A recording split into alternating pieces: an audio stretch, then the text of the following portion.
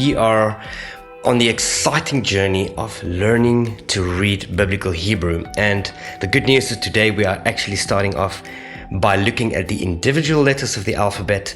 And this is my plan going forward. We're going to handle or look at about 2 or 3 letters per lesson going forward.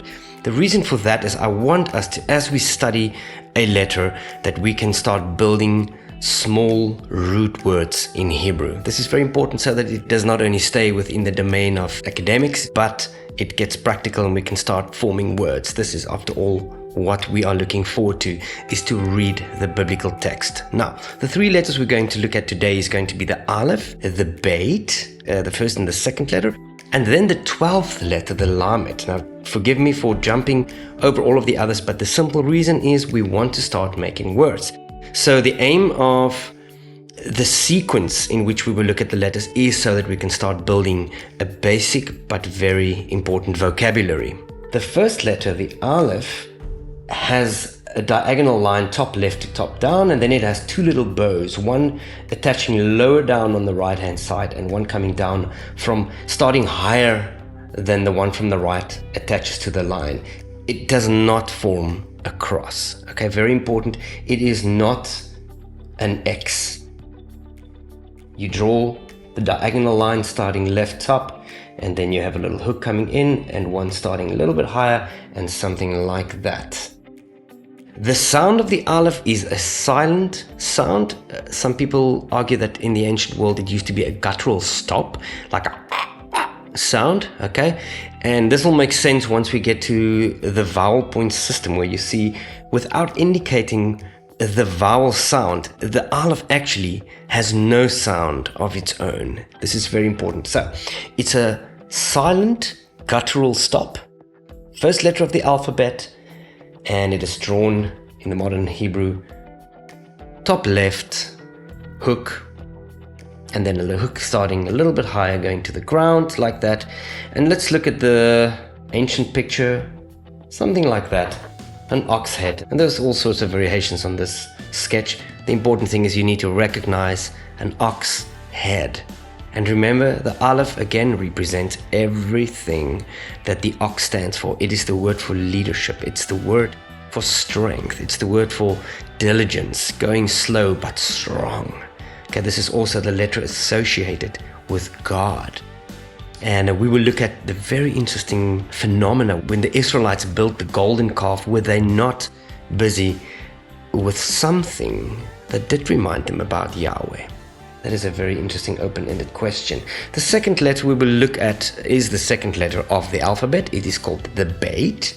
And remember, BEIT is the word for house, but also the word for a tent. And therefore, in the ancient script, the tent floor used to look something like this.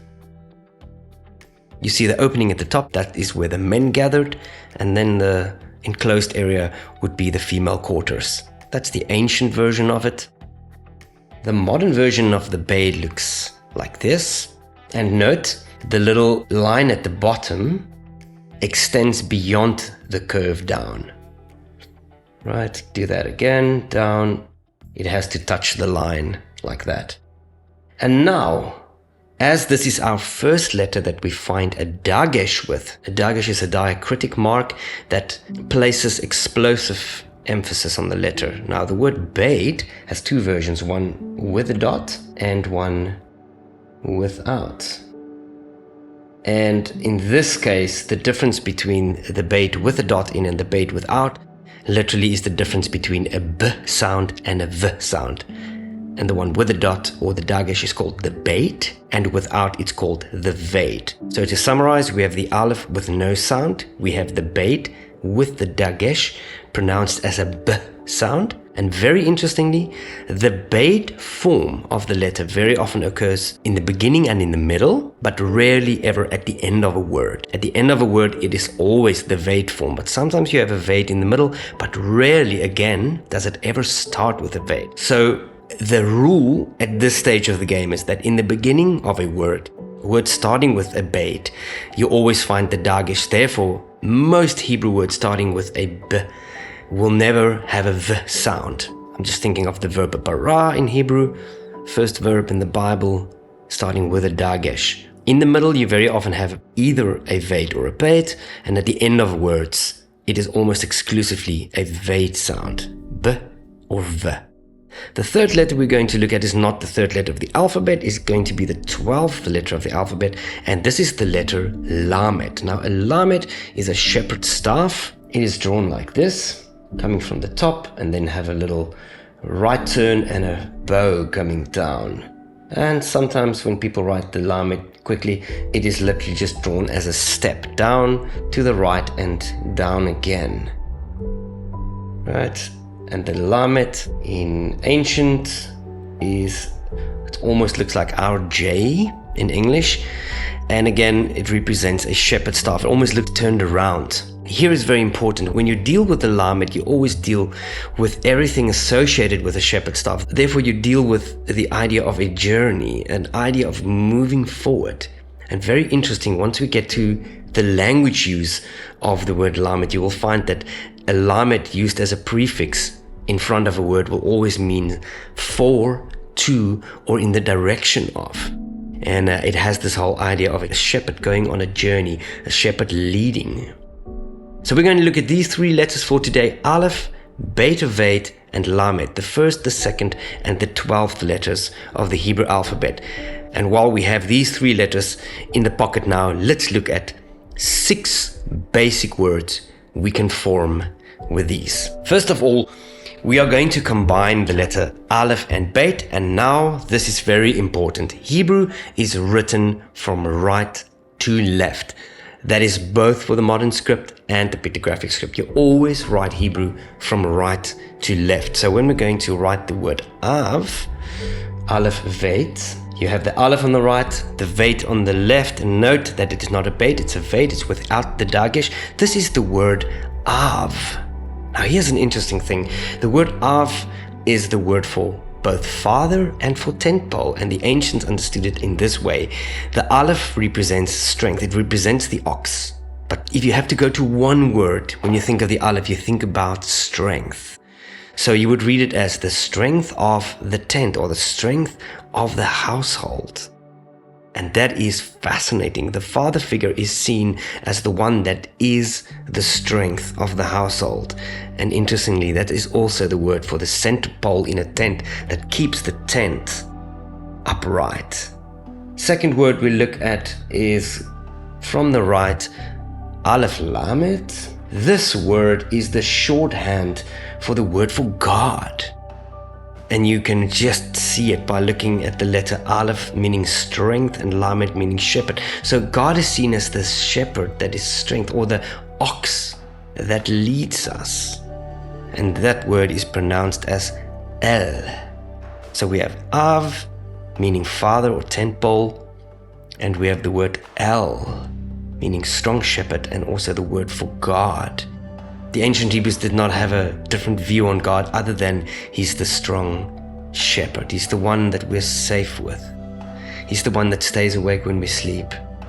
He is a mighty power. The third word we're looking at is the word Ba. Now here you will see a BEIT on the right with a dagesh in, because it's in the beginning of a word, and then the second letter is an Aleph, and that we will get to. It gets a little A sound at the bottom, but for now you can just learn the word as it is. A BEIT followed by an Aleph is the word Ba, and it means to come in, or just to come, or to enter, and this is the first verb we're looking at.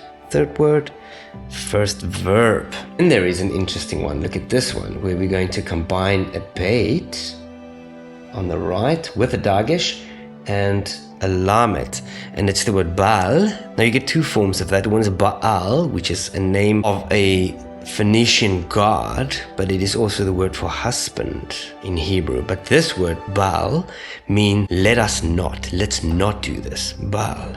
Alright, very important. So we've got Av, El, Ba, and Baal, and note the pronunciation. Then our fifth word for today is the word lo, which means no or not. It's an adverb negating something, and we're going to write that with a lamed and an aleph. And this is the word lo. Again, when we look at the vowel point system, you will find that it gets a little dot there at the top between the lamed and the aleph. And our last word for today is a very important one. This is a word starting with a lamed and having a VEIT after that, and this is the word lev. Now, lev is a shorthand for the word levav, and they literally have the same meaning, and it means the heart. A lamed means a shepherd or leader, and the VEIT or the BEIT is the word for a household or tent. And when you read them together, lamed vav means the leadership of the household or the inner authority. That is another very important meaning of the word lamed, is authority. The sheep saw the shepherd as the authority in their lives, and therefore when you just look at the word lev, you can just read it, the authority of the household, the authority within. And by the way, this is what the ancients understood the heart to be, is that thing that governs you on the inside. Very important. The internal authority, the authority inside. Aleph, BEIT, lamed, first letter, second letter, and 12th letter of the Hebrew. And we have these 6 words that we can start forming. Remember, from right to left, the word av, meaning father or tent pole, the word el, meaning strong shepherd or God, the word ba, which means to enter or to come in, the word bal, which means let us not or let's not. Lo is the negative adverb no or not. And then a very important word, the 6th and the last for today, is the word lev, meaning the shepherd of the household or the internal authority. That's the way that the ancients understood the heart. And that's also, when you get to the New Testament, the same word for mind. So you have the Greek or the modern understanding of the internal authority is the same word that the ancients had, and it's the word lev, which means that which governs you on the inside. Thank you very much. See you next time.